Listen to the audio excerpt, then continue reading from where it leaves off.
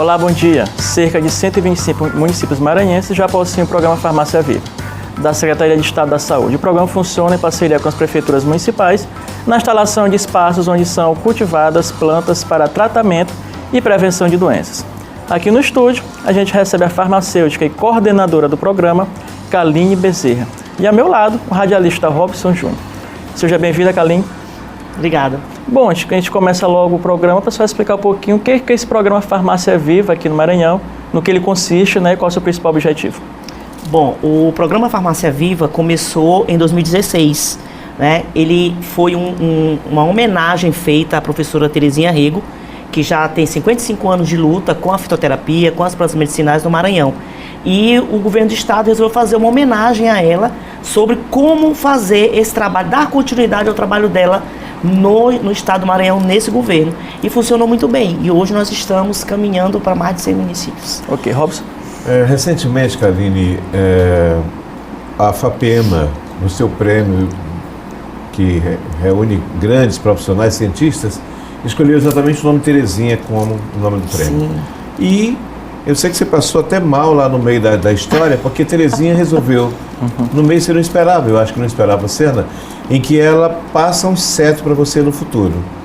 Eu queria que você contasse como é que começa essa história, onde é que você entra na história de Terezinha Rego, que hoje é uma referência mundial e que isso representa para você. Bom, tudo começou em 1994, em um encontro vocacional que teve na UFMA, na Universidade Federal do Maranhão. E nesse encontro eu ainda estava buscando o que eu queria ser na área da saúde. E aí durante o passeio que todas as pessoas que queriam se encaixar em alguma coisa estavam lá no campus, eu olhei no cantinho, né? Tinha medicina, tinha enfermagem, tinha odonto, e vi no cantinho uma pessoa sentada, né, numa mesinha com uma toalha branca, com algumas pessoas vestidas de branco, de jaleco, e várias garrafas com os potinhos em cima. E aí eu disse, nossa, o que será aquilo ali? E aí me aproximei. E aí eu disse assim, isso aqui são... Aí eu falei, bom dia, isso aqui são garrafadas? A senhora trabalha com garrafadas? Ela, de forma alguma. Isso não são garrafadas, isso aqui é xarope. Isso aqui são pomadas. Tudo isso aqui é comprovadamente científico. E eu sou farmacêutica. E aí eu disse, nossa, né? E aí ela disse, sente aqui que eu vou lhe dar uma aula sobre o que é a minha profissão. E aí ela me explicou todo o contexto. E a partir daí ela disse, olha, se você passar no vestibular, que naquela época era vestibular, se você passar no vestibular para farmácia, você me procure. Eu fico no Palácio das Lágrimas, lá na Faculdade de Farmácia no centro. E eu disse, tudo bem. De lá eu não fui conhecer mais nenhum outro curso. 2 meses depois, uma semana depois eu fiz o vestibular, passei para farmácia. Aí 2 meses depois eu fui fazer a matrícula. Primeiro fiz no campus, depois fui lá para o centro para poder fazer a minha matrícula. E chegando lá, né, eu fui direto procurar ela. Digo, será que ela vai lembrar de mim? E aí quando eu desci a escadaria que eu olhei, ela estava lá atendendo o paciente. Ela me olhou e aí eu dei um jeitinho dela me ver e ela disse assim, passou? Aí eu disse, passei. Pra farmácia? Eu disse, pra farmácia. Ela, vem aqui. Aí ela pediu que eu sentasse na frente dela e aí ela disse, eu queria te dizer que agora você escolheu ser farmacêutica? Eu digo, eu quero ser farmacêutica. Você vai seguir esse trabalho, já tem uma escolha, eu digo, eu quero ser farmacêutica, eu quero exatamente isso aqui que a senhora faz. Ela, pois, então sente aqui. E aí ela olhou no fundo dos meus olhos, assim, que é uma imagem que eu nunca vou esquecer, e eu sempre relato isso nos lugares que eu vou, nas minhas palestras. E aí ela disse, a partir de hoje, você será a menina dos meus olhos. É para você que eu vou passar a minha história, para você continuar quando eu não mais conseguir fazer o que eu faço. Porque eu vou te preparar para isso. E desde então são 24 anos em que a gente está junta, né, em que eu dou continuidade a esse trabalho dela, como também tem muitos farmacêuticos que admiram esse trabalho, muitos ex-estudantes de farmácia, mas de toda essa história eu continuei sem nenhum dia deixar de ter gratidão e consideração ao trabalho dela. Kaline, a gente conhece o trabalho da Terezinha Rego, né? Todos conhecem, não só no Maranhão, mas é um trabalho reconhecido, né, inclusive a nível internacional. Importante destacar o seguinte, vocês são formados em bioquímica, né? Tanto a senhora quanto farmácia, ela. Farmácia. Farmácia. Porque no interior a gente conhece muita gente, né, que nunca teve uma formação, mas sempre teve um conhecimento em relação à manipulação de plantas medicinais. Tradicional. Né? Tradicional. Eu queria saber o seguinte, porque eu já vi muitos profissionais falando, olha, vocês têm que tomar cuidado com o manuseio dessas plantas, né? Como utilizar elas, porque também elas podem fazer mal se não forem utilizadas de forma correta. Que você explicasse um pouquinho para a gente, por exemplo, eu tomar muito chá, não vai fazer mal para mim. Pode fazer mal, por exemplo? Pode. Bom, essa questão do chá é uma pergunta importante porque todo mundo faz chá para qualquer coisa, só que faz errado. Né? Eu sempre digo que são a quantidade de folhas e a quantidade de água que tem que ser, né, dentro do padrão para você utilizar. Para começo de história não se adoça chá, então as pessoas adoçam chá.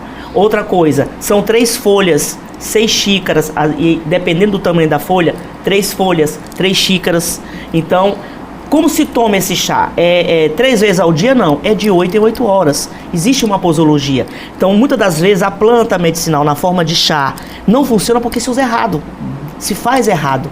Então, o interessante é que você entenda que é a quantidade de folhas que vai ser extraído essa essência ou na forma de infusão, que é abafar, né, que é a forma que o pessoal fala, que é abafar, ou decocção, que é ferver água com a planta. Né? Então são as 2 formas que é interessante fazer. Mas tem plantas que se faz assim por decocto e outras por infusão. Muitas isso não modifica, pode fazer. Desculpa modifica. Então isso pode modificar. Por exemplo, eu boto... Então dá um exemplo pra gente, Kaline. Qual é um tipo de planta que eu não devo fazer esse tipo? Coloca a planta, coloca junto a água e começa a aquecer. O que é? Vão perder essências ali do princípio ativo? O que acontece? Quando a gente... Um exemplo, erva cidreira, Lípia alba, que é a substância ativa dela. Nós temos que pegar o quê? 3 folhas, 3 xícaras de chá e fazermos o quê? A infusão. Por quê? Porque ela, além de ser uma planta aromática, ela consegue liberar a substância ativa dessa forma, que é pegando a água fervente e adicionando onde tem a planta, no recipiente onde tem a planta. Deixa abafadinho. Kaline, eu posso fazer por decocção? Posso. Mas o princípio ativo, ele é liberado mais rapidamente. Então, eu tenho que utilizar mais rápido. A folha só dura 6 horas depois de pronto, na forma de chá. Opa, peraí. Então, digamos aquela história, quer dizer que tem quando eu vou colocar uma planta. E eu não tenho assim, vou tomar isso aqui, acho que eu vou tomar amanhã esse chá que eu preparei aqui. Tem um tempo para cada um. Tem um tempo. As partes mais sensíveis da planta, flores, que são as umidades florais, e as folhas, tem que, depois que você faz o preparo, é até 6 horas. Quando é casca, entre casca, raiz, semente, 12 horas, que é a validade. Naquela história de guardar na geladeira, em garrafa PET, né, e ficar tomando a semana inteira, por favor, não façam isso, porque você vai estar tomando a parte tóxica da planta. Aí ela começa a liberar aquilo que não vai ser eficaz para o teu tratamento. Kaline, nós temos a indústria farmacêutica, né, e tem os seus interesses também. E é óbvio que eles, claro, tentam incutir, né, a ideia de que esses remédios, as plantas medicinais, não têm muito efeito. Eu queria saber como atrelar, né, por exemplo, a droga fabricada nas indústrias farmacêuticas com esse tratamento através das plantas, né? Como fazer isso? Bom, isso chama-se interação medicamentosa. Isso. Né? Então a gente pode unir o alopático, que é o medicamento químico dessas grandes indústrias farmacêuticas, também com o fitoterápico ou com a planta medicinal. Kaline, uma doença crônica onde eu uso para diabetes, glibenclamida ou uma insulina, eu posso tomar o chá? Pode, só que em um intervalo de 2 a 3 horas. Por quê? Porque se você usou insulina, aí logo em seguida você toma o chá, vai haver uma interação que não vai ser boa para aquele paciente. Ele pode ter uma baixa muito grande da glicemia. Kaline, então você vai usar, eu vou usar 2 horas depois? Sim, 2 horas depois você faz o seu chá e pode tomar, que vai estar num momento que vai poder balancear aquela glicemia. É o tempo que você já se alimentou, né, a glicemia já tende a aumentar e aí você vai deixar equilibrada. Bem, quando Kaline, quem está nos acompanhando agora e acompanha também o Repórter Difusora, foram muitas perguntas que ficaram depois da última participação. Aliás, quero até avisar os telespectadores também que Kaline vai estar voltando ao Repórter Difusora, porque são perguntas muitas que ficaram. Uma dessas perguntas em relação...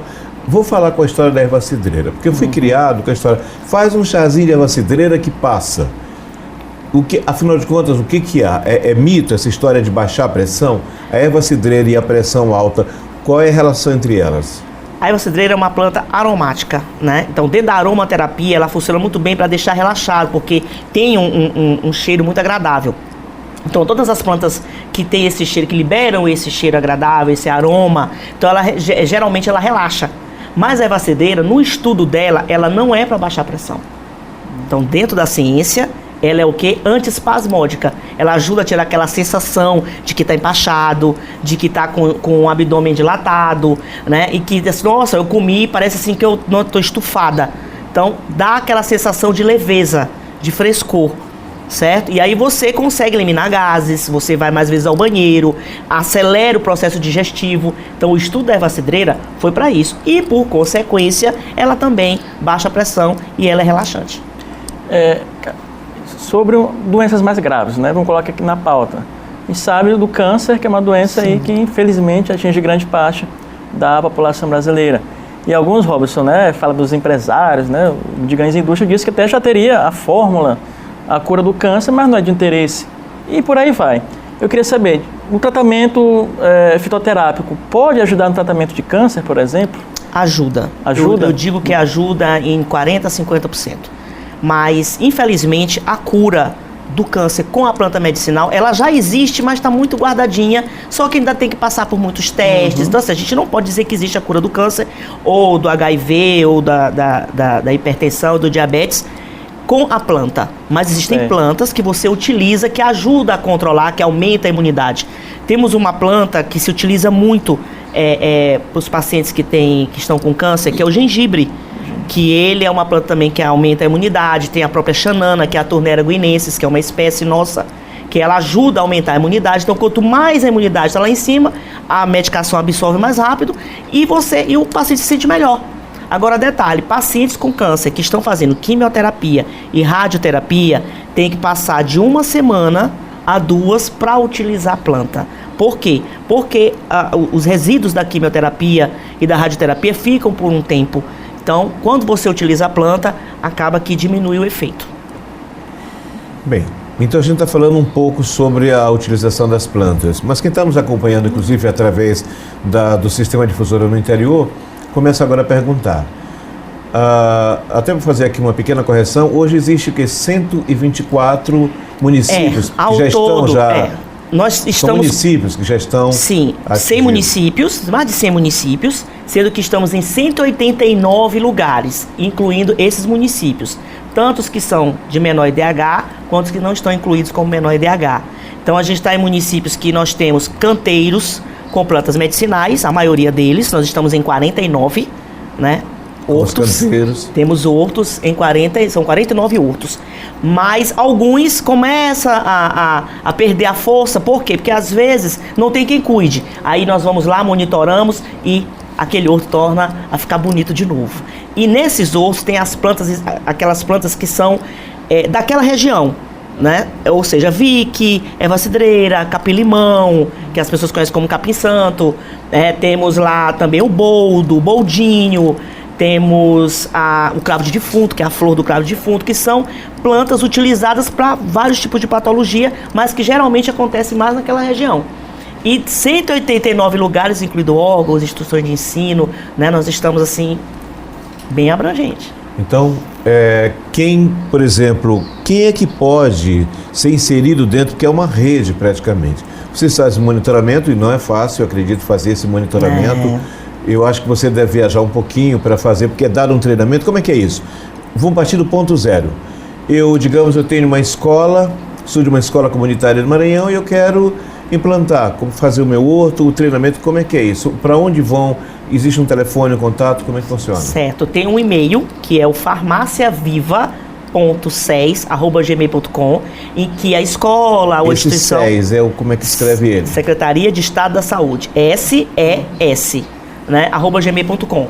E você lá vai solicitar, né, com papel timbrado da instituição, da escola, que você quer a adesão desse programa Farmácia Viva do Estado no local de trabalho ou na tua escola, onde você achar que vai conseguir, né, ter um efeito. E geralmente tem efeito. A gente está em 55 órgãos, estamos na Procuradoria Geral, né? Então, assim, várias comarcas, estamos na Casa da Criança.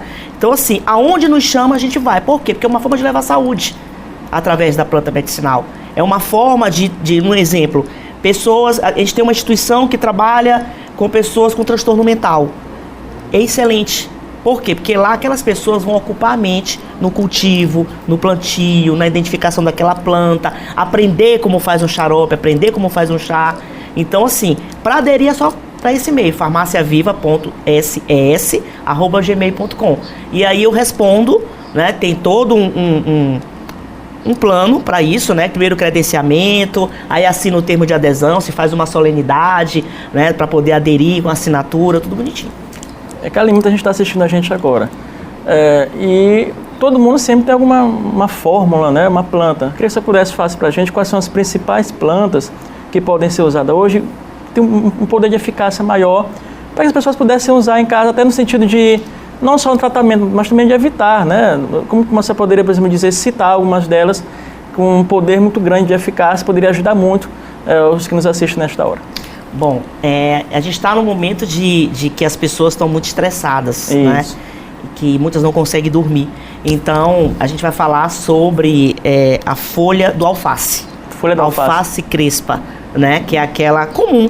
Você vai pegar uma folha média com um talo e vai colocar para ferver em 3 xícaras de chá de água. Você falou com o talo. Com o talo, né? Tira os pedacinhos com o talo, coloca lá numa panela. Detalhe, panela específica para fazer o chá. Não faça chá em qualquer panela. Panela com de ferro. Aquela esmaltada. De ferro não tem que ser aquela esmaltada que se faz mingau de bebê. Né? Então você vai fazer o chá, utiliza só aquela ali. Ou uma outra panela que você não utiliza para fazer alimento. Para cozinhar. Essa mistura não dá certo. De jeito nenhum. Porque os resíduos do alimento ficam na panela e você acaba fazendo o chá. Na hora de fazer o decocto, a fervura, esses resíduos vão tudo junto. Então a gente evita. Aí no caso, folha do alface crespa. Quantas folhas? Uma folha média com um talo, tira os pedacinhos, coloca na panela com 3 xícaras de chá de água, decocto de 5 minutos no máximo, ou seja, ferver por 5 minutos. Mas pode fazer por infusão também, no mesmo tempo de 5 minutos. Você vai tomar, se estiver muito estressado, toma de manhã, logo após o café e ao deitar. Se você quer só relaxar para dormir bem, vai tomar 1 hora antes de dormir e eu garanto que é 8 horas a 10 horas ininterrupta de sono. E para dores, por exemplo?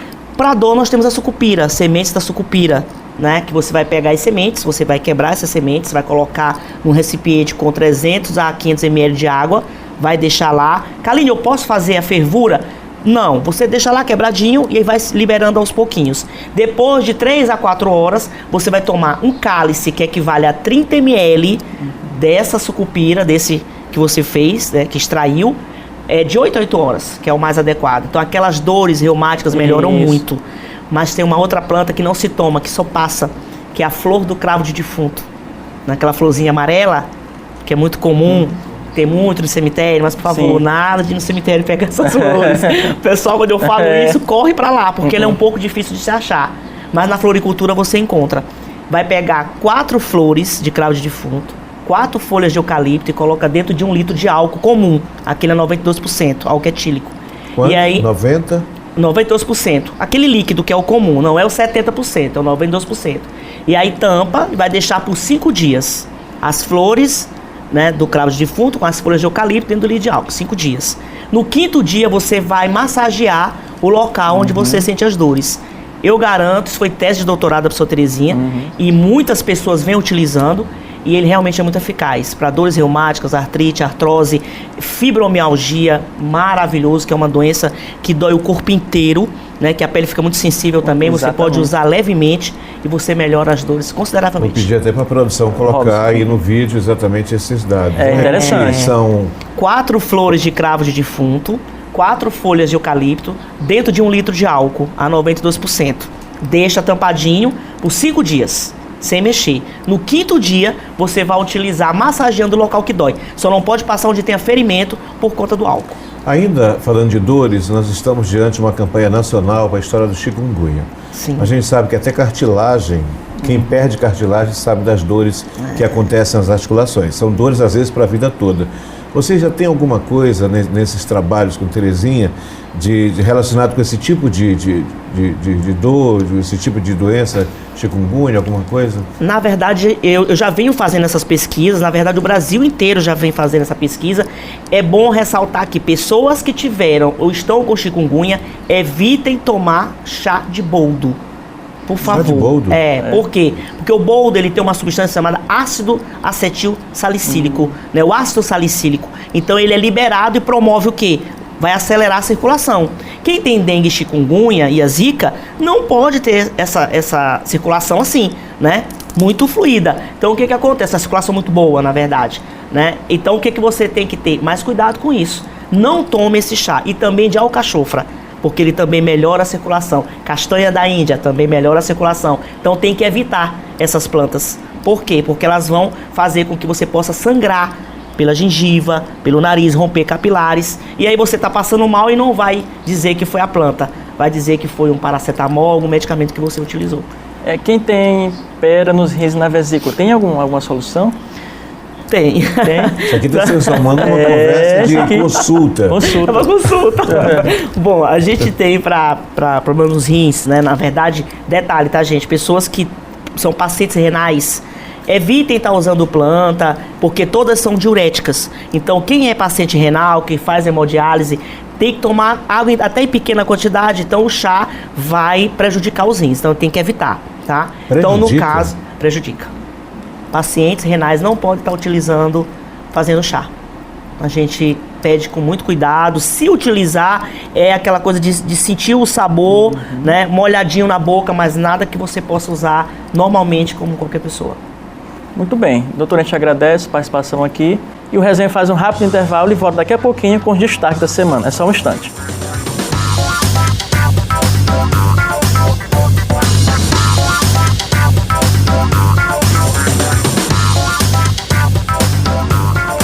Estamos de volta com o programa Resenha e agora, Robson, a gente fala dos destaques da semana. Queria saber de ti aí o que foi destaque ali no Repórter Difusora, qual a tua percepção, qual a principal aí pauta da semana.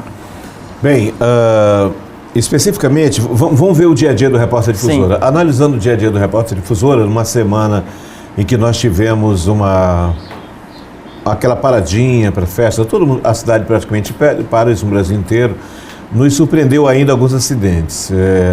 Na quinta-feira mesmo nós tivemos acidente, gente fugindo de blitz lá pela cidade de Rosário. Nós tivemos acidentes muito próximos aqui, depois daquela região aqui da Forquilha, ali próximo daqueles apartamentos. Um carro bateu no outro, o carro capotou. Mas um assunto nos chamou a atenção: a quantidade de casos citados pela Casa da Mulher Brasileira. Sim. Que está aqui em São Luís. Nós tivemos mais de 50 casos de ataques a mulheres que chegaram com braços quebrados. Teve um marido que bateu na parceira com perna manca. Eu não consigo nem imaginar a cena com perna manca. Eu achei aquilo realmente terrível para esses dias. E agora eu te pergunto, no lado, vamos ver em nível nacional, John, o que você destaca para a gente da política, de algumas ações, medidas provisórias, como é que você avalia essa semana? Robson, a principal pauta aí foi o veto, né?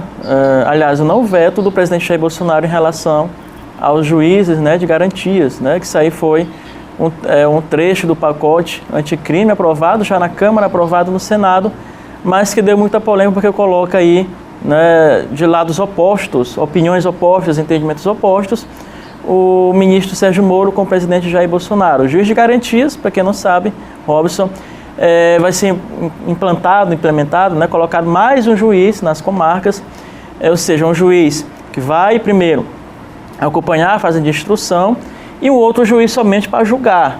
Ou seja, o Ministério Público oferece a denúncia, por exemplo, e caberá ao juiz de garantia aí participar de todas as fases, né, do processo.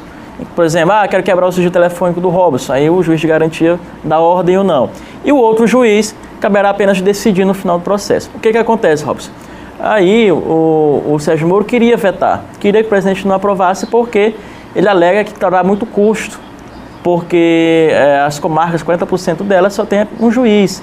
Ou seja, tem que fazer concurso, tem que deslocar, toda uma operação, né, em relação a isso. Então, isso foi a pauta da semana na política nacional. Alguns avaliam pelo enfraquecimento do Sérgio Moro, por parte do presidente Bolsonaro, outros entendem que é o próprio filho, né, que é investigado, Flávio Bolsonaro, pelo Ministério Público do Rio de Janeiro, que também o presidente já estaria pensando até no caso dele. Então, isso colocou aí a turma da Lava Jato de um lado, que defende o Moro, e o Bolsonaro de outro. A turma da Lava Jato chamando o Bolsonaro de traidor, né?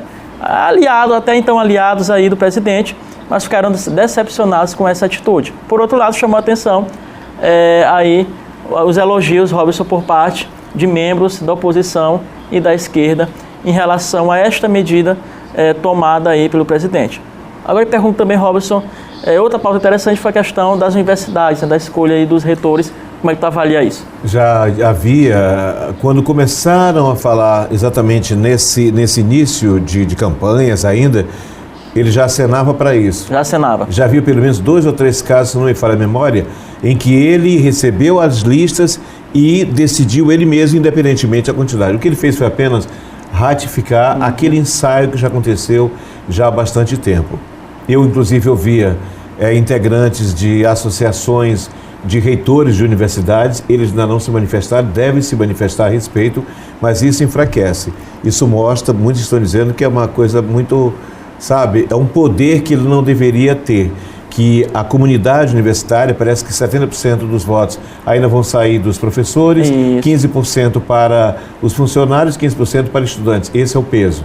Mas um peso de nada. Quer dizer, embora seja 70% para os professores, no final, quem vai decidir é o presidente, e isso ainda vai dar muito o que falar, inclusive na semana que vem. Eu vi algumas críticas, alguns críticos desta medida pontuando que isso vai ferir a autonomia, né, da universidade. E, de certa forma, mostra na avaliação deles um certo tipo de autoritarismo do presidente Jair Bolsonaro, né? Até porque a decisão do meio acadêmico é importante, porque o presidente pode aí, Robson, pode ser influenciado a colocar pessoas, reitores, que comungam da mesma ideologia dele. Entra, né, de novo a história das ideologias, o que não é algo muito bom. Vai dar polêmica, e ainda vai gerar muita polêmica, John.